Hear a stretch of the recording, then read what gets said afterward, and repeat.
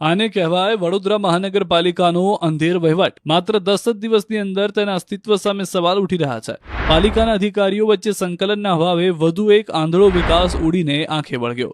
આ રોડ પર carpet આસ્ફાલ્ટ layer કરી તૈયાર કરાયો હતો, ત્યારે કોર્પોરેશનના પાણી પુરવઠા વિભાગે પાણીની કામગીરી માટે નવો બનાવેલો રોડ જેસીબીથી ખોદી નાખ્યો। કોર્પોરેશનના રોડ પ્રોજેક્ટ સાથે પાણી પુરવઠા ડ્રેનેજ વિભાગના સંકલનના અભાવે આવી પરિસ્થિતિ અવારનવાર સર્જાતી રહે છે। જો કે આ મામલે પ્રોજેક્ટ શાખાના અધિકારી કહી રહ્યા છે કે રોડ બનાવતા પહેલા સંબંધિત દરેક વિભાગો સાથે સંકલન કરવામાં આવે જ છે, પરંતુ પાણી પુરવઠા વિભાગને ઇમરજન્સીમાં કામ કરવાનું હશે, એના કારણે તેમના દ્વારા રોડ ખોદી નાખવામાં આવ્યો હશે।